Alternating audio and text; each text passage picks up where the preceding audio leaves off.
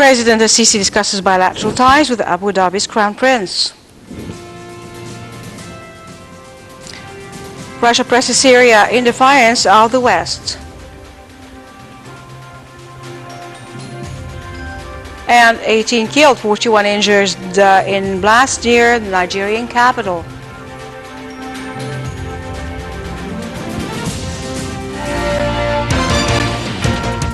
Welcome back. Those were the main headlines. Now more details.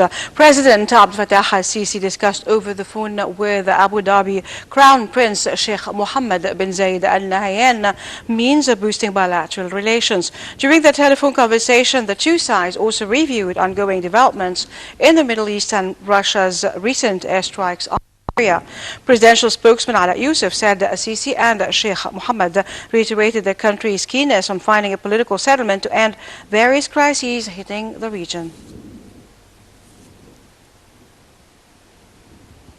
The Higher Election Commission has announced party lists approved for contending the upcoming parliamentary elections slated for the 17th and 18th of October.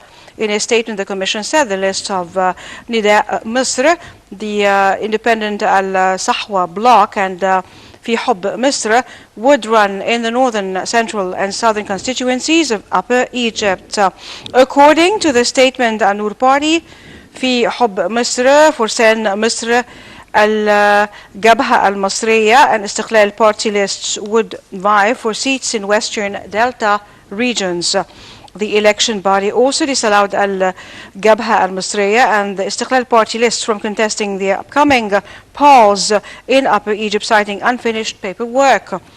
The Higher Administrative Court is looking into an appeal filed by steel tycoon Ahmad Izz, who was expelled from running in the upcoming parliamentary elections.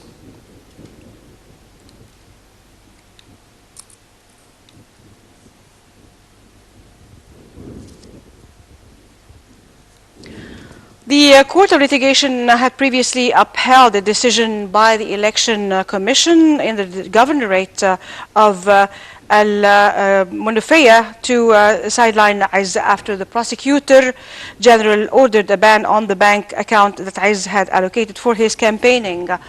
The Port Said Criminal Court resumed the trial of 52 defendants accused of rioting following a football match between Al-Ahli and Al-Masri clubs in January 2013 that left at least 72 Ahli fans dead.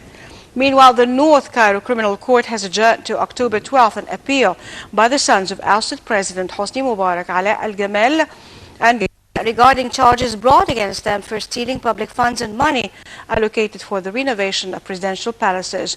The defendants argue that they have completed their jail term should the court take into consideration the period they spent in prison pending trial in other cases.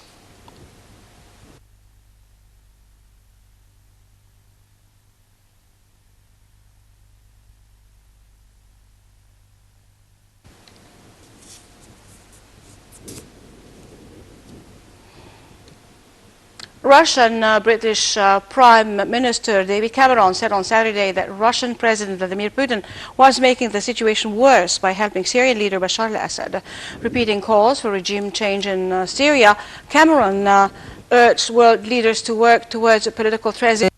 Syria. For his part, Britain's Defense Secretary Michael Fallon claimed that only 1 in 20 Russian airstrikes in Syria are aimed at Daesh targets. Fallon said the British government had made progress in persuading lawmakers from the opposition Labour Party to back strikes in Syria and said Putin's involvement would not stop the government from seeking parliamentary backing.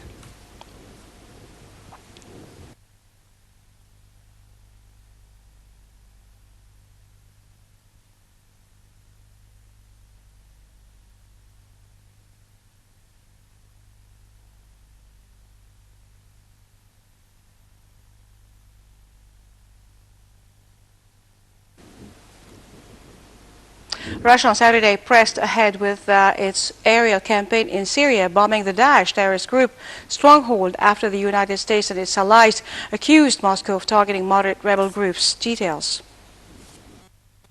A staunch backer of Syria's embattled leader Bashar al-Assad, Russia began sorties over its Soviet-era ally on Wednesday. in what it said would be a prolonged bombing campaign against Daesh and other extremist groups. The United States and its allies immediately slammed Moscow's intervention, accusing the Kremlin of seeking to buttress Assad under cover of a claimed assault on Daesh militants. American President Barack Obama on Friday called Russia a dramatic foray into the conflict a recipe for disaster, but pledged that Washington would not be drawn into a proxy war with Moscow in Syria.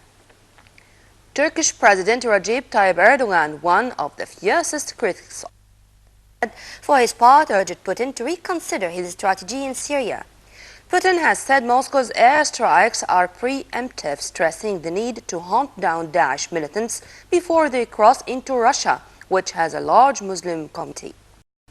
The Russian airstrikes have hit at least 4 rebel factions operating under the umbrella of the Free Syrian Army, which had received significant military support from states that oppose al-Assad. Rebel fighters said that this week, with some have been trained in the use of guided anti-tank missiles as part of an assistance program that has in some cases including training overseas by the Central Intelligence Agency in countries including Qatar and Saudi Arabia.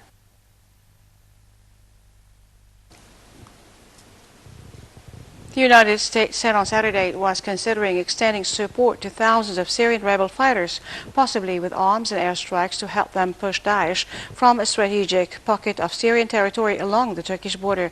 U.S. backing for the plan would come as moderate rebels in Syria, some trained and backed by the United States, claim they have been targeted by Russian airstrikes, raising tensions between Washington and Moscow. A decision, the official said, would likely be made as part of a comprehensive overhaul of the U.S. military's support for rebels to fight Daesh, following setbacks that have all but killed the train and equip program. U.S. officials say the proposal under consideration is for the United States and Turkey to support